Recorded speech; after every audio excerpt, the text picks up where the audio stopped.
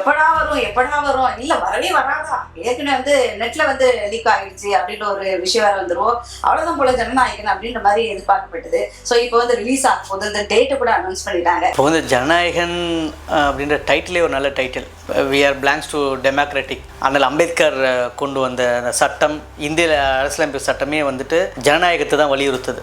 So இந்த நம்ம இந்திய நாட்டு ஜனநாயகம் அந்த அரசியலமைப்பு சட்டத்தை பல நாடுகள் ஃபாலோ பண்ணிட்டு வராங்க. ஸோ அந்த வகையில் அந்த பேருக்கு முதல்ல வாழ்த்துக்கள்.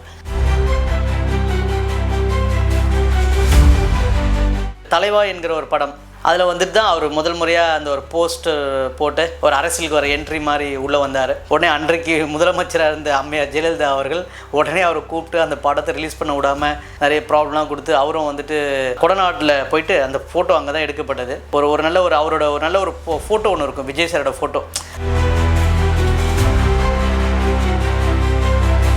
பெரிய பெரிய நிறுவனங்கள் வந்துட்டு நீர்நிலைகளை சுரண்டுகிறது அப்படின்னு பேசுவார், ஆனால் கொக்கோகோலா ஆடில் நடிப்பார். அது மாதிரி வந்து பெரிய பெரிய நிறுவனங்களை வந்து குற்றம் சாட்டுவார், ஆனால் அந்த நிறுவனங்களுக்கு சார்பாக ஒரு விளம்பரத்தில் நடிப்பார்.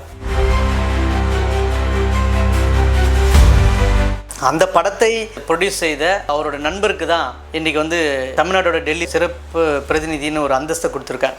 இதுக்கெல்லாம் மிகப்பெரிய மனசு வேணும்.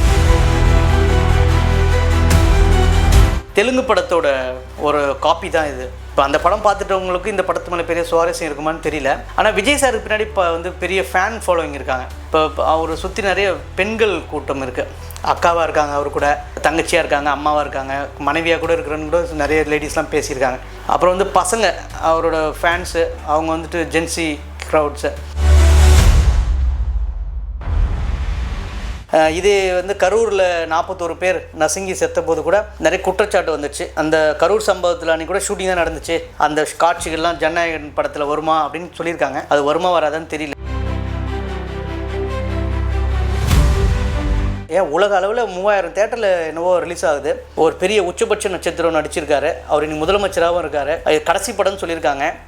கடைசி படம் அவருக்கு வெற்றி அடைய வாழ்த்துக்கள். ஆனால் நமக்கு என்ன, சட்டமன்றத்திலே அவர் படம் நடிச்சுன்னு இருக்கார், ஒவ்வொரு மேடைகளையும் நடிச்சுன்னு தான் இருக்கார். அவர் நடிப்பு என்றைக்குமே அவர் விட மாட்டார். அவர் வந்து அவர் கடைசி காலம் வரைக்கும் நடிக்கணும், மக்களை ஹாப்பியாக வச்சுக்கணும்.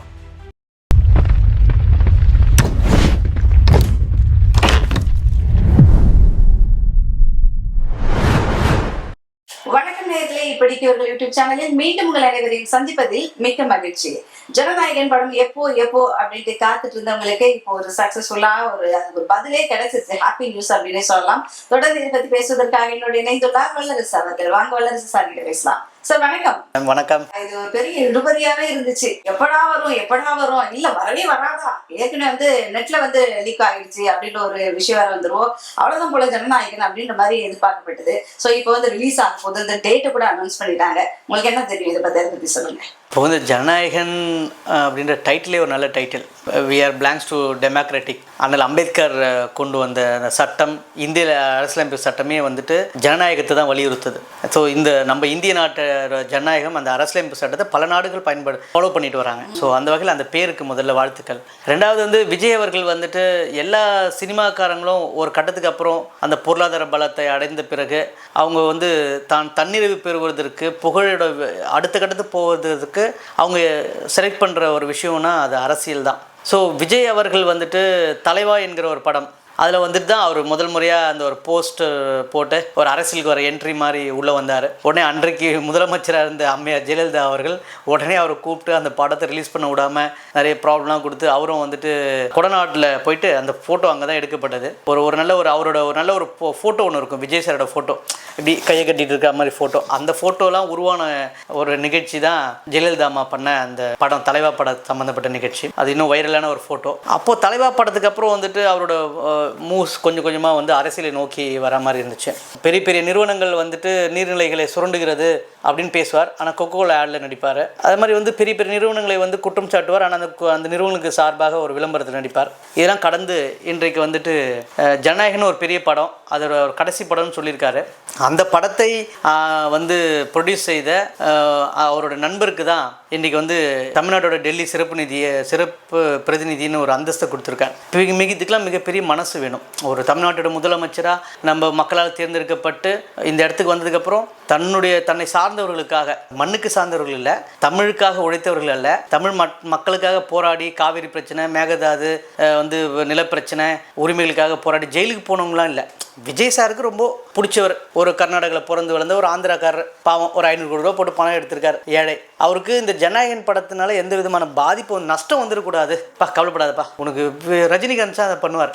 ரஜினி சார் என்ன பண்ணுவார்னா, ஒரு படம் எடுப்பார், திடீர்னு பாபா படம் சரியாக ஓடலைன்னா ப்ரொடியூசர் விநியோகஸ்தர்லாம் கூப்பிட்டு அவர் சொந்த பாக்கெட்லேருந்து பணத்தை எடுத்து கொடுத்து அவங்கள ஹாப்பி பண்ணுவார். இந்த படம் ஃபெயிலியர் ஆயிடுச்சு, நெக்ஸ்ட் உங்களுக்கு நல்லபடியாக பண்ணுறேன்ட்டு. ஆனால் அதெல்லாம் விட ஒரு படி மேலே போயிட்டு நம்ம விஜய் சார் அவர்கள் தன்னை வைத்து படத்தை தயாரித்து அந்த ப்ரொடியூசருக்கு எந்த விதமான நஷ்டம் வராத அளவுக்கு தமிழ்நாட்டு மக்கள் சார்ந்த ஒரு பெரிய பொறுப்பை கொடுத்துருக்கார். இது பெரிய மனசு வேணும். இது ஒன்று. ரெண்டாவது, படம் இணையதளங்களில் வெளில வந்துச்சுன்னு ஒரு விஷயம் பேசப்பட்டது. ஏன்னா இதுக்கு முன்னாடியே ஒரு தெலுங்கு படத்தோட ஒரு காப்பி தான் இது. இப்போ அந்த படம் பார்த்துட்டவங்களுக்கு இந்த படத்து மேலே பெரிய சுவாரஸ்யம் இருக்குமான்னு தெரியல. ஆனால் விஜய் சாருக்கு பின்னாடி இப்போ பெரிய ஃபேன் ஃபாலோவிங் இருக்காங்க. இப்போ அவரை சுற்றி நிறைய பெண்கள் கூட்டம் இருக்குது. அக்காவாக இருக்காங்க, அவர் கூட தங்கச்சியாக இருக்காங்க, அம்மாவாக இருக்காங்க, மனைவியாக கூட இருக்கிறன்னு கூட நிறைய லேடிஸ்லாம் பேசியிருக்காங்க. அப்புறம் பசங்க, அவரோட ஃபேன்ஸு, அவங்க ஜென்சி க்ரௌட்ஸு, அவங்க அவருக்காக என்ன வேணால் செய்வாங்க. ஸோ இதெல்லாம் மத்தியில் இந்த படம் எலெக்ஷனுக்கு முன்னாடி பெரிய பிரச்சனை ஆச்சு. இது கரூரில் 41 பேர் நசுங்கி செத்த போது கூட நிறைய குற்றச்சாட்டு வந்துச்சு. அந்த கரூர் சம்பவத்தில் அன்றைக்கி கூட ஷூட்டிங் தான் நடந்துச்சு. அந்த காட்சிகள்லாம் ஜனநாயகன் படத்தில் வருமா அப்படின்னு சொல்லியிருக்காங்க. அது வருமா வராதான்னு தெரியல. அதனால் இது பெரிய ஒரு நேஷனல் லெவலில், இந்தியா லெவலில், தமிழ்நாடு லெவலில், ஏன் உலக அளவில் 3000 தேட்டரில் என்னவோ ரிலீஸ் ஆகுது. ஒரு பெரிய உச்சபட்ச நட்சத்திரம் நடிச்சிருக்காரு. அவர் இன்னைக்கு முதலமைச்சராகவும் இருக்கார். கடைசி படம்னு சொல்லியிருக்காங்க. கடைசி படம் அவருக்கு வெற்றி அடைய வாழ்த்துக்கள். ஆனால் நமக்கு என்ன, சட்டமன்றத்திலே அவர் படம் நடிச்சுதான் இருக்காரு, ஒவ்வொரு மேடைகளையும் நடிச்சுதான் இருக்காரு. அவர் நடிப்பு என்றைக்குமே அவர் விட மாட்டார். அவர் கடைசி காலம் வரைக்கும் நடிக்கணும், மக்களை ஹாப்பியாக வச்சுக்கணும். இது கடைசி படம் ஜனநாயகன் அப்படின்றத என்னால் நம்ப முடியல. அவர் கண்டிப்பாக நடிக்கணும், மக்களை ஹாப்பி பண்ணணும் அப்படின்றது தான் என்னோட கருத்து. மேடம், உலக அளவில் 3000 திரையரங்குல வெளியாது, தமிழகத்தில் மட்டுமே 1000 திரையரங்குல வெளியாக இருக்குது அப்படின்னு ஒரு கூடுதல் தகவலும் கூட கிடைச்சு. ஏன்னா கடைசி படம் அப்படின்றதால ரசிகர்கள்லாம் ஆர்வத்தில் எப்ப ஜூலை 23 வரப்போகுதுன்ட்டு ரொம்ப ஆர்வத்துல காத்துட்டு இருக்கிறாங்க. பார்ப்போம் இவருடைய சக்சஸ். கடைசி படம்ன்றதால எதிர்பார்ப்புகள் எகிரிட்டு போது எப்படி இருக்குதுன்னு பார்க்கலாம். நிகழ்ச்சி கலந்ததுக்கு நன்றி. வளர்ச்சி. நன்றி நன்றி நன்றி.